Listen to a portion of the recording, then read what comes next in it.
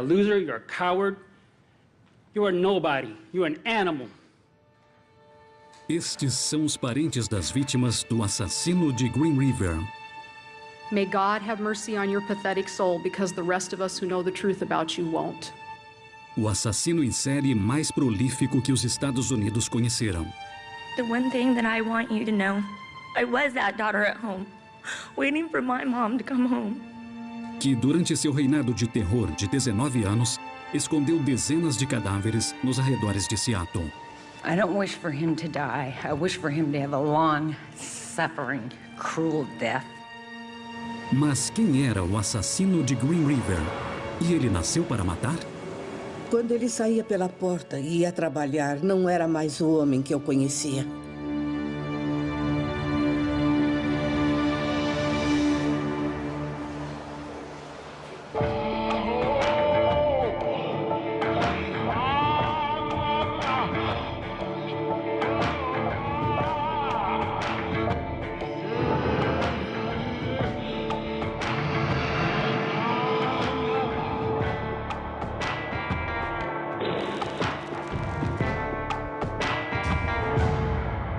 Dementes. International Boulevard. A velha rodovia 99, próxima ao aeroporto de SeaTac, em Seattle. 30 anos atrás, um local famoso. Nesta região, no começo dos anos 1980, a população era bastante transitória. Aqui havia bares de striptease, havia muitos hotéis onde você podia pagar um quarto por 1 ou 2 horas. Faye Brooks, então detetive encarregada de crimes sexuais, era constantemente chamada às ruas que eram conhecidas simplesmente como The Strip. Havia muitas jovens que trabalhavam nas ruas. Todas as garotas eram jovens e muitas tinham um passado problemático, mas todas eram filhas e irmãs de alguém. Muitas dessas jovens haviam sofrido abusos em casa e por isso elas haviam fugido. E eu me identificava com isso porque eu sofri abuso sexual quando criança e elas só podiam contar com a graça divina como eu, então eu me identificava com elas. Uma dessas mulheres era Marcia Chapman, uma prostituta que afirmava ter sido estuprada. E o apartamento onde ela morava era bem... aqui. A Márcia era uma negra bonita e escultural e tinha 31 anos. Ela tinha 3 filhos. Ela não conseguia sustentá-los com os empregos que conseguia, então começou a trabalhar como prostituta. Ela morava em um apartamento que quase não tinha mobília, então eu acho que ela passava dificuldades. Ela parecia ter um bom coração e era muito simpática, mas ela fez o que tinha que fazer para sobreviver. Márcia alegava ter sido vítima de estupro, um dos riscos mais comuns para as garotas que trabalhavam na região. Naquela época, a autora de livros criminais, Anne Rule, morava a poucos quarteirões dali. Às vezes eu parava e a advertia. Eu dizia, você sabe como eu ganho a vida? Eu escrevo sobre crimes. E você não tem a menor chance aqui na rua. Como vai saber com quem está saindo? E, geralmente, ela só dava de ombros e se afastava. Em 1982, os riscos de trabalhar nessas ruas seriam evidenciados por uma descoberta em um rio próximo, o Green River.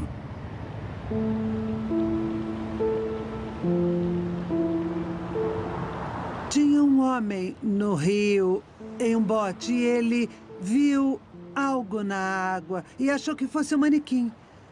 Mas não era um manequim, era um corpo humano e havia 2 corpos. E a mão de uma das vítimas estava balançando com a correnteza.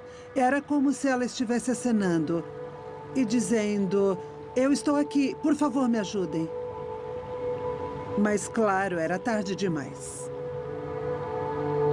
Quando a polícia investigou a cena do crime, fez outra descoberta macabra. Quando fizemos a busca no local onde as vítimas foram encontradas, encontramos a terceira vítima na margem. Elas estavam a poucos metros umas das outras, então ficou claro que o mesmo assassino havia jogado os corpos lá. As 3 mulheres haviam sido raptadas na região de prostituição por alguém que o FBI chamou de assassino em série organizado. O assassino organizado planeja mais, premedita mais, ele consegue elaborar crimes e realizá-los com muita eficiência, principalmente porque ele não possui quase nenhuma compaixão por outros seres humanos. Ele trata a vítima como um objeto de desejo, ou seja, trata-se de um psicopata sexual. As vítimas são Opal Mills, de 16 anos, Cynthia Jean Hines, de 17 anos, e Marcia Chapman, de 31. Quando eu descobri que era a Márcia, eu fiquei... Eu nem tenho palavras para descrever. Eu só pensei, meu Deus, ela foi morta. Foi muito triste. Nós não sabíamos que era apenas o início de um reinado de terror e que nós ficaríamos muito tempo sem saber quem era o assassino. Na região de prostituição de Seattle, o assassino de Green River havia encontrado um local de caça abundante, que permitiria que ele fizesse um número de vítimas sem igual na história dos Estados Unidos. Os corpos de 5 mulheres jovens haviam sido descobertos em um rio de Seattle. Elas haviam desaparecido de uma rodovia conhecida como The Strip, onde a prostituição era comum. E o assassino de Green River só havia começado.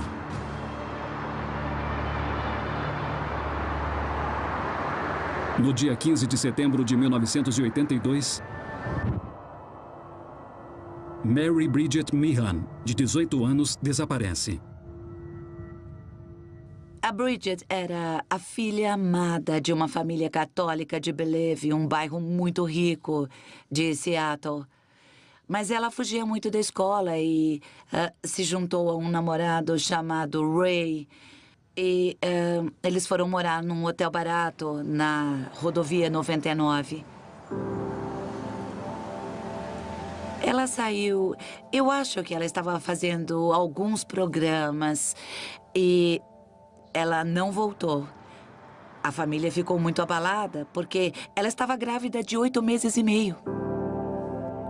Para todo assassino em série, os seres humanos são como objetos.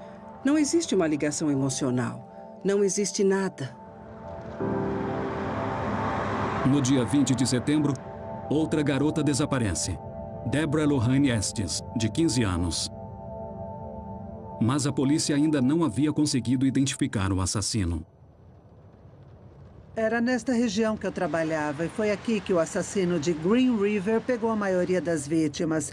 E nós ficávamos aqui sentados, observando, sabe?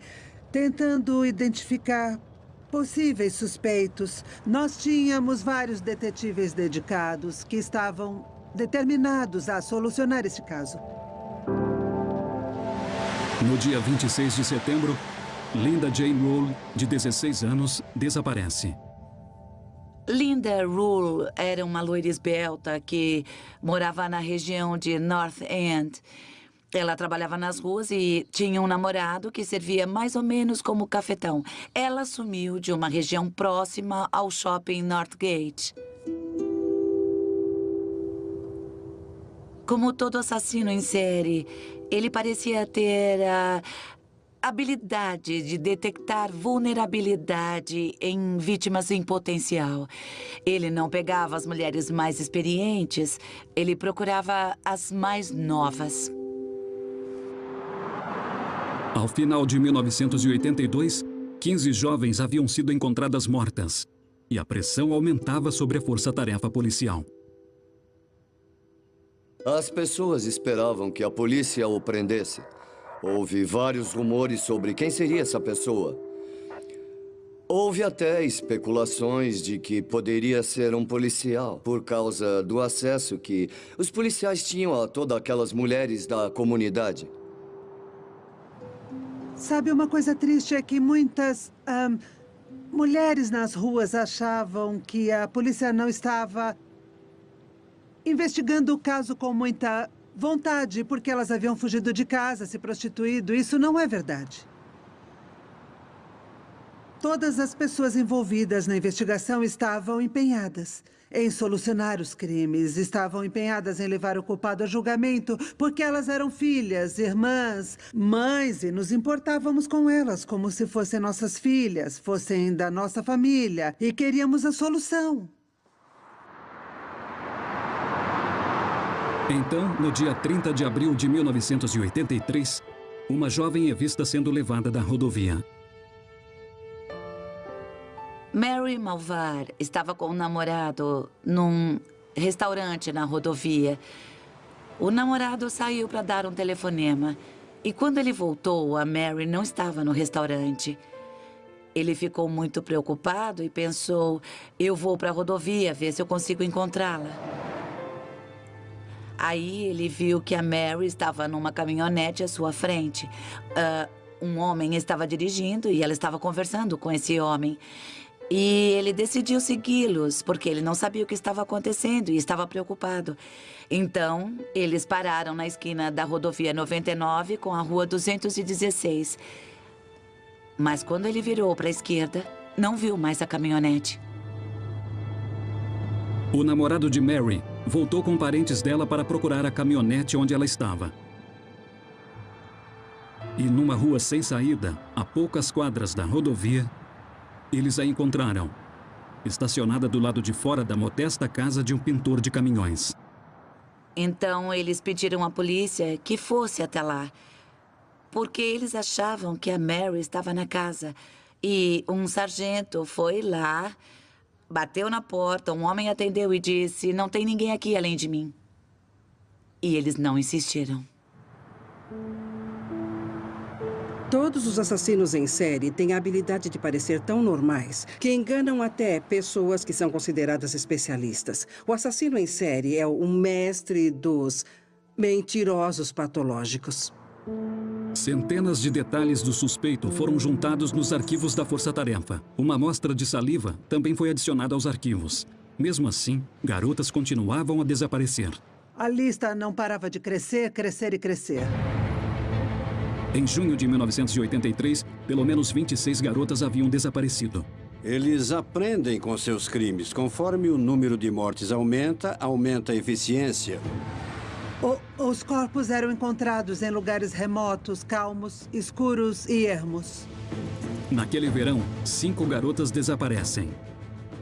Quando eles passam dos 5, 6, 10 homicídios, fica muito difícil capturá-los. O medo era muito grande e afetava toda a comunidade. Outono, mais 5 desaparecimentos.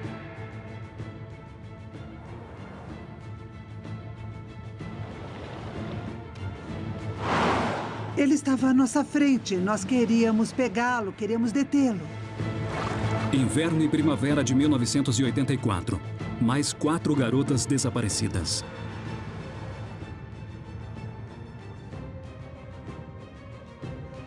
Era inacreditável.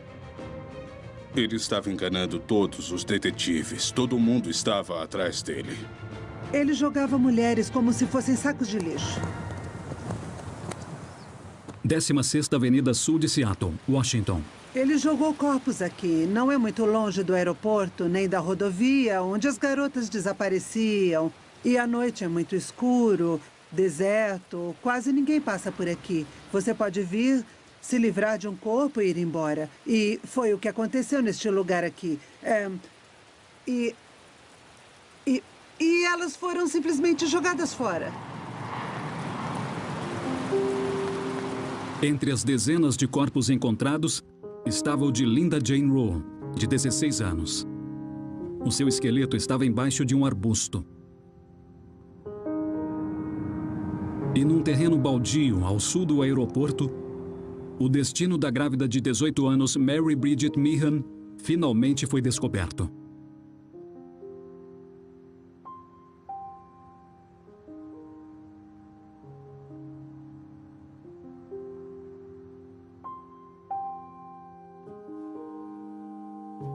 Até a primavera de 1984, o assassino havia feito mais de 40 vítimas. Mas então, algo mudou.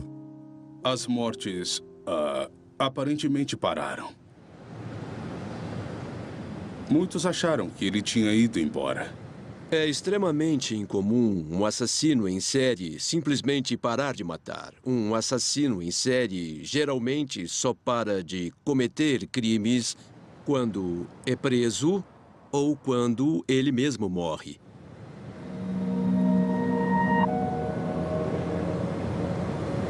Em 1985, o pintor de caminhões da casa na Rua Sem Saída começou a namorar Judith, mãe e divorciada de 40 anos. Quando eu o conheci, eu achei um cavalheiro muito educado e simpático. Ele gostava de música country e de dançar. E ele vivia sorrindo, jamais se irritava. E eu achei o Gary o máximo. Foi amor à primeira vista. Em poucos meses, a casa virou o lar de Judith. Ele disse que eu poderia ir morar com ele se eu quisesse.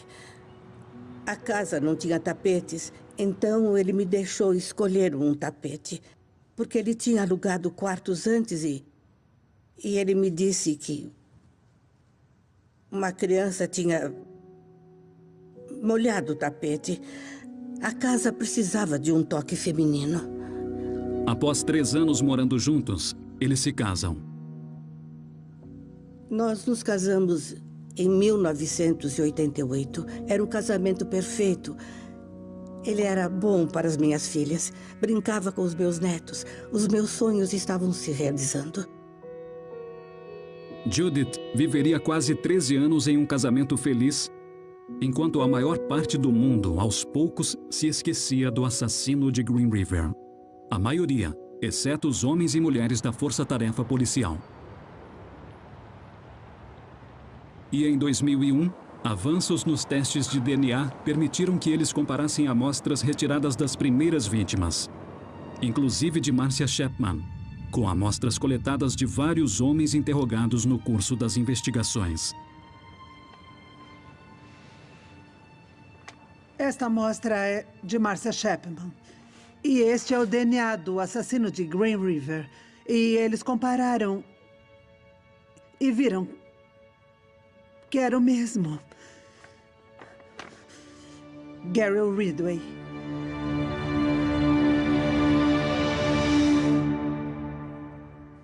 Eu simplesmente... eu não conseguia acreditar. Eu fiquei arrasada, em estado de choque. Eu acho que fiquei negando. Eu não queria acreditar. Somente então, o mundo descobriria a verdade chocante sobre o marido de Judith, Gary Ridgway, o assassino em série mais prolífico da história dos Discovery. Durante a década de 1980, o misterioso assassino de Green River rondou livremente pela zona do Meretrício de Seattle, deixando um rastro de corpos. Em 2001, um teste de DNA ligou o pintor de caminhões de 52 anos, Gary Ridgway, às primeiras vítimas. Ele é considerado o assassino em série mais prolífico da história dos Estados Unidos. Nós sabíamos que esse seria o maior caso criminal na história do estado de Washington. Os advogados da defesa e da promotoria agora poderiam interrogar o homem suspeito de cerca de 50 homicídios. Eu entrei por um corredor e ia abrir uma porta e ser apresentado ao suposto assassino de Green River. Passam 1000 coisas pela sua cabeça. Você pensa, ele vai ser violento? Será que vai chorar? Vai se fingir de louco? Mas aí eu acabei entrando e... uau, não foi nada do que eu esperava. Pretty good. Nós olhamos um para o outro pensando... é este o cara que engana todo mundo há 20 anos? O mais extraordinário era que ele era normal. Sleep okay? No, no. Well, that didn't look like the Hilton in there. I got a glimpse of it. Well, it had a Posturepedic mattress in there, so it was Sears, so that was good. Okay. Yeah, a little bit hot in there, but... Se você não soubesse o que ele havia feito, você gostaria dele. Um monstro dentro dele estava bem escondido. As pessoas querem atribuir traços e qualidades extraordinárias a esses criminosos, mas, na grande maioria, eles são indivíduos bastante comuns. Exceto pelos crimes incomuns que eles praticam. Então, quem era o suspeito de ser o assassino de Green River? Gary Ridgway nasceu em 1949, o segundo de 3 filhos.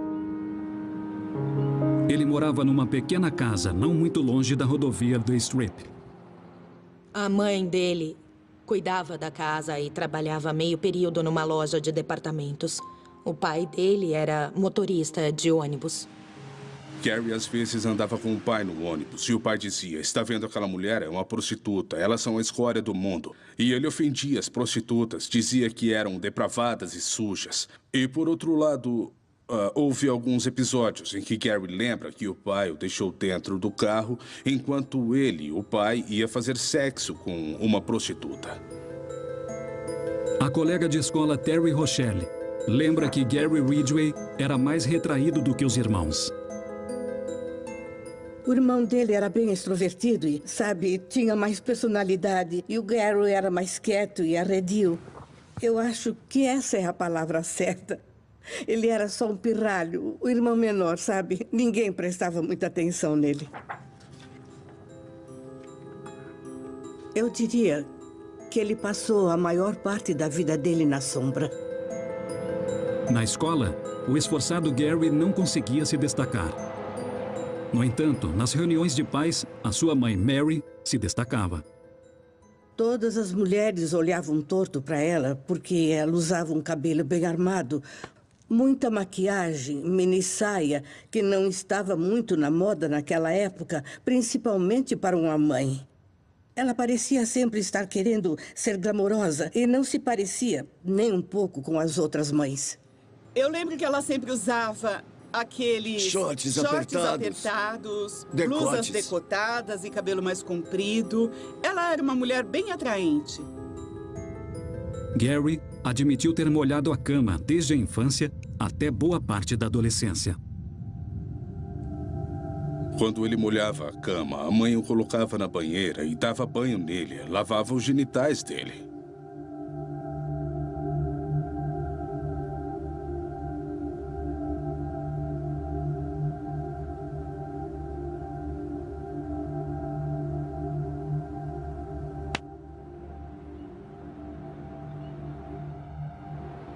Ele disse que sentia atração sexual por ela. Ele chegou a descrever com detalhes como a observava de maiô, pensando em como ela se vestia de modo provocante. Aquela mulher exageradamente sensual, lavando os genitais do filho, quando a maioria dos adolescentes já tem muita dificuldade em lidar com a própria sexualidade emergente, deve ter causado um impacto. Os meninos precisam ver a mãe de forma assexuada. É muito, muito desestabilizador para um adolescente ver a mãe de uma forma sexual. É muito difícil para um adolescente imaginar a mãe fazendo sexo com qualquer pessoa, inclusive com o pai. Então, quando uma mãe se comporta de forma sexy ou exageradamente sexual, é muito perturbador para o garoto adolescente. Conforme Gary Ridgway crescia, ele começava a mostrar sinais de comportamento destrutivo, causando incêndios. E ainda adolescente, ele deu o primeiro passo em direção ao homicídio. Ele se aproximou de um garoto de 6 anos de idade que ele viu brincando perto de sua casa. O menino estava fantasiado brincando de cowboy índio e ele o atraiu para uma mata e, do nada, esfaqueou o menino na barriga e quase o matou. Ele disse ao menino que só queria ver como era matar alguém. E depois de esfaqueá-lo, ele pegou a faca e a limpou no ombro do menino e simplesmente foi embora, mas ninguém ligou Gary a esse crime. Assassinos em série precisam ter uma prova concreta do que estão fazendo. Você pode até pensar em fazer algo, mas até fazer você não sabe como vai ser. Então, o assassino em série faz experimentos. Geralmente, ele comete atos durante um período experimental. No ano seguinte, aos 21 anos, Gary se casa com uma namorada de longa data e entra para a Marinha. Quando ele voltou de um período servindo nas Filipinas, a mulher dele confessou ter tido um caso com um amigo deles. E foi aí que ele começou a se referir a ela como prostituta e a usar vários palavrões. E esse foi o primeiro de uma série de relacionamentos que não deram muito certo. No começo dos anos 1970, Gary conseguiu emprego pintando caminhões na fábrica de Kenworth. Ele então conheceu e se casou com sua segunda esposa. Ele gostava de fazer sexo, repetidas vezes durante o dia. Sempre que as mulheres que estavam com ele concordavam. Eles saíam de caminhonete e ele adorava fazer sexo em lugares públicos, onde eles poderiam ser descobertos a qualquer momento. Mas após terem um bebê, o relacionamento deles se deteriorou. A esposa de Gary o deixou quando o filho estava com 5 anos. E isso o magoou muito. E essa foi a época em que ele começou a sair frequentemente com prostitutas. Gary Ridgway afirmou ter ficado viciado em prostitutas. Na verdade, ele foi interrogado pela polícia sobre suas atividades na rodovia do Strip várias vezes na década de 1980. Ele até foi submetido a um detector de mentiras quando foi questionado sobre os assassinatos de Green River. Quando a pessoa testada não tem consciência, não tem remorsos nem preocupações, ela consegue passar pelo detector. Ele era um grande mentiroso. Ele era bom de conversa, ficava falando e contando histórias e... Durante um tempo, eu até achei que fossem verdadeiras. E quando eu ia visitar o Gary na cadeia, ele me dizia que estava tudo bem, que ele era inocente, que não tinha matado aquelas mulheres, que não... E... eu acreditava nele. Ao ser interrogado em 2001, Gary Ridgway continuou a se declarar inocente. Até esse ponto, o Gary insistia que eles haviam prendido a pessoa errada, que ele havia feito sexo com muitas prostitutas, mas não havia matado nenhuma. E essa seria, essencialmente, a defesa. Mas, quando evidências forenses o ligaram a mais 3 vítimas, a versão de Gary mudou. Eu estava com outro advogado na sala, esperando pelo Sr. Ridgway. Eu não sei do que estávamos falando, mas nós dois estávamos sorrindo quando ele entrou. Aí ele disse, vocês não vão sorrir ao sair daqui. Eu menti para todos vocês. Eu manipulei todo mundo durante todos esses anos. Eu matei todas elas. Somente naquele momento, os investigadores descobririam o verdadeiro horror dos crimes do assassino. Discovery. Uma investigação Discovery. Seattle. Em 2003, o pintor de caminhões de 54 anos, Gary Ridgway, admitiu ser o assassino de Green River, que havia escapado da polícia durante quase 2 décadas. Um homem responsável pela morte de cerca de 50 mulheres. Passível de receber a pena de morte, ele propõe revelar todos os seus crimes em troca da prisão perpétua. Em nome dos familiares das vítimas, que queriam saber do destino das desaparecidas, a promotoria aceita. Gary Ridgway revelaria o verdadeiro horror de seus crimes. Os investigadores, então, descobrem como o assassino de Green River sequestrava tão facilmente suas vítimas, mesmo no auge do pânico da população. Ele se aproximava como uma pessoa muito meiga, simpática, confiável. Em uma ocasião, ele estava com um filho no carro, quando ele pegou uma prostituta. Ele era um homenzinho tímido. Ele não era o tipo de homem de quem uma prostituta teria medo. Elas achavam que ele era um homem de família, que não faria mal, mas ele fazia. When I got through having a climax with her, I jumped on her. Ele dava uma chave no pescoço da garota. How much are you pulling on her neck? I'm pulling really hard on her neck. How? Just like this. What are you saying to her? Don't fight, and I'll let you go. E ele as asfixiava com o braço. I'm feeling, I gotta kill her, I gotta kill her, I gotta kill her.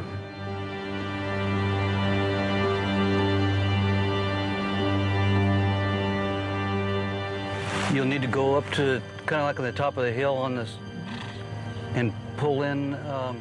Gary Ridgway levou os investigadores aos locais onde ele havia jogado dezenas de jovens. I just drove in my pickup and camper and parked it, brought her body over and put it a little bit over the hill. Seu método de memorização era lembrar onde havia deixado os corpos. Between this one and that one up there, you think you put like five of them in there. Okay. E ele disse, as vítimas não significavam nada, eu não faço ideia de quem elas eram. Não me interessa se era negra, se era branca, se era jovem, qual era a idade. Elas não significavam nada para mim como indivíduos. What you're getting is what you're gonna get, and that's all you can get because I don't remember. Para todo assassino em série, seres humanos são objetos. Nos homicídios que eles cometem, eles não se lembram dos nomes, não se lembram dos rostos, eles só se lembram da ação concreta, de onde os corpos estão. Em um desses locais mostrados por Ridgway estava o corpo de Mary Malvar, a jovem de 18 anos vista pelo namorado na caminhonete do assassino. Ele admitiu que, ao estrangulá-la, ela lutou mais do que as outras vítimas. I put battery acid myself right here and there to cover up scratches. There's a scratch here, scratches here from Milvar. Gary Ridgway disse que era tomado pelo ódio e tentava ferir as vítimas mesmo após tê-las matado. Ele disse que tentou pôr fogo no cabelo de Linda Rule, de 16 anos, já sem vida. Durante os interrogatórios, ele tentava colocar a culpa do que havia acontecido nas mulheres da vida dele, dizendo que as mulheres que ele havia matado eram uma espécie de extensão de todas as mulheres que o haviam decepcionado em algum momento. All the pressure just built and built and built and built. My releasing was killing women.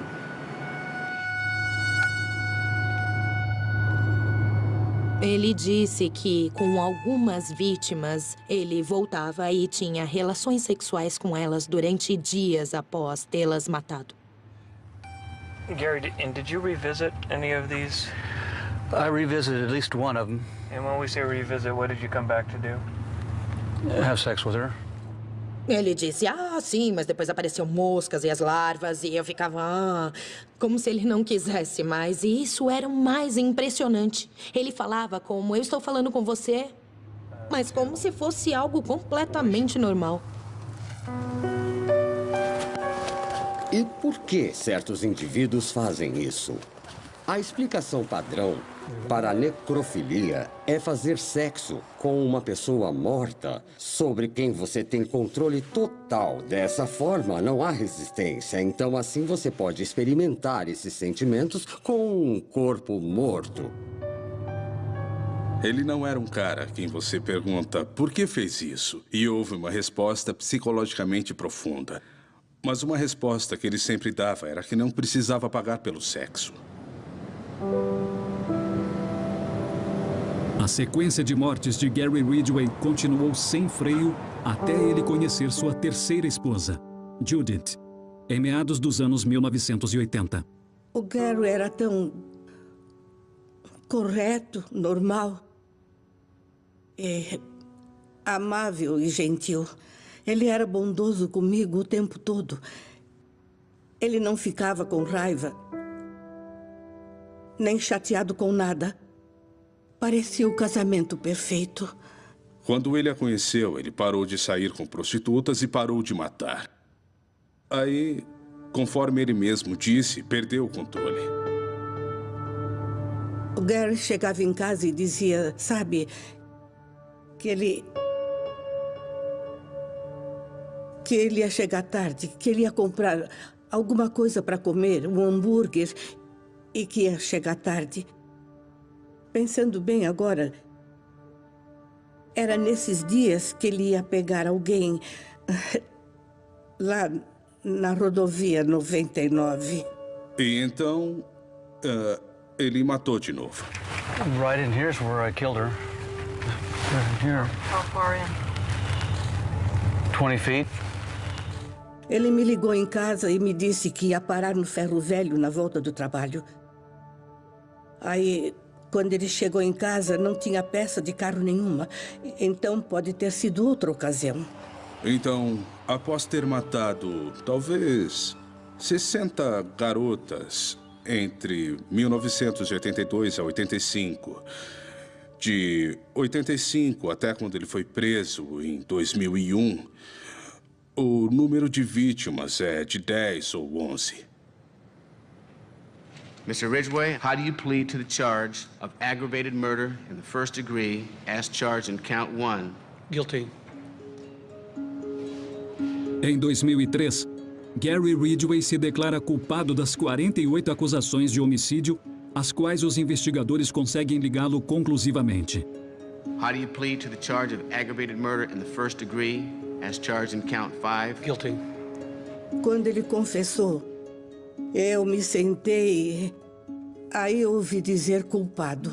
Mr. Ridgway, how do you plead to the charge of aggravated murder in the first degree for the death of Marcia Chapman? Guilty. Após ouvir os nomes de cada uma das vítimas, For the death of Mary B. Meehan. Guilty. eu fiquei lá sentada, chorando. E foi quando eu finalmente aceitei. É verdade, foi ele mesmo. A outra pessoa dentro dele. Quando ele saía pela porta e ia trabalhar, não era mais o homem que eu conhecia. Count 19 for the death of Linda Rule. Guilty. Quando eu penso em todos aqueles anos em que vivi com ele, será que foram de verdade? Ou ele estava só me usando? How do you plead to the charge of aggravated murder in the first degree as charged in count 48? Guilty. Eu vivi com ele todos aqueles anos. Ele poderia ter matado as minhas filhas, ter matado os meus netos. Então, o que o transformou em um monstro? Foi a sua criação em comum? Ou Gary Ridgway nasceu para matar? Eu ainda não acredito que uma criança nasça para matar. Mas eu acho que algumas crianças têm uma predisposição à violência. Se a criança cresce num ambiente seguro, onde ela se sente amada, onde há vínculos, ninguém saberá que essa predisposição à violência existe. Mas se essa criança nasce num lar onde ela sente medo, onde é abandonada, onde ela sofre abusos, então você tem um solo perfeito para gerar um assassino em série. Eu acho que um garoto e sua mãe têm um certo relacionamento. E quando esse relacionamento é diferente, então aí começam a aparecer os problemas. Tudo pode se complicar. Este é um dos sinais nefastos. Ela era sedutora, etc. Esses relacionamentos doentios com a figura materna. Em muitas pessoas que eu conheci, pessoas acusadas de homicídio, eu acho que as circunstâncias as levaram a fazer o que elas fizeram. Na maioria dos casos que eu peguei, eu diria. Mas eu não vi isso no Gary. Eu diria que ele nasceu assim, que ele foi programado dessa forma. O assassino de Green River com certeza nasceu para matar.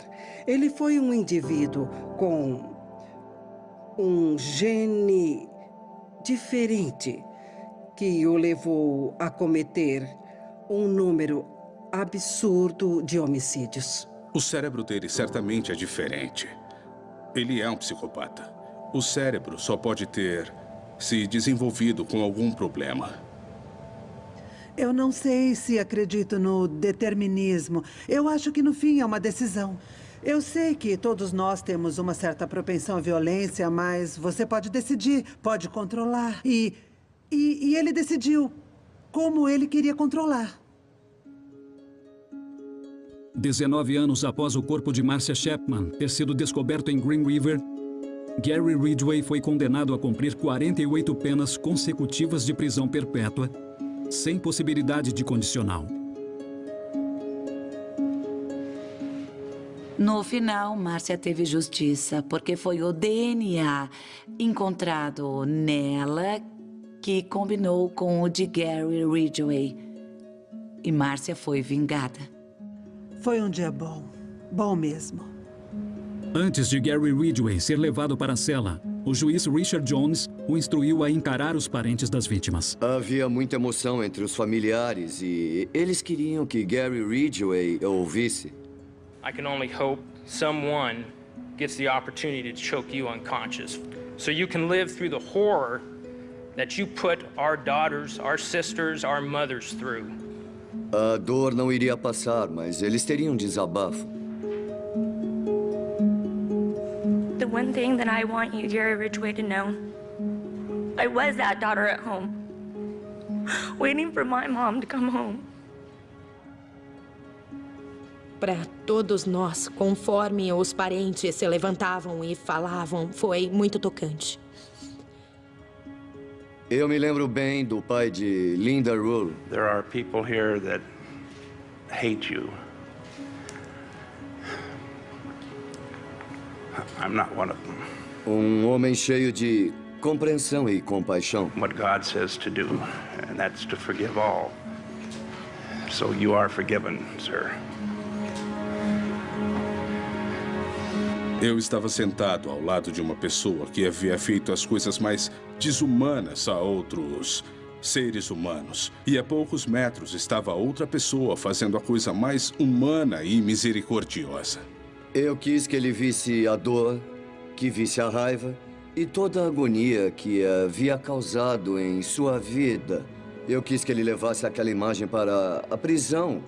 Então, no balanço de sua vida, aquela seria a última imagem pública que ele teria.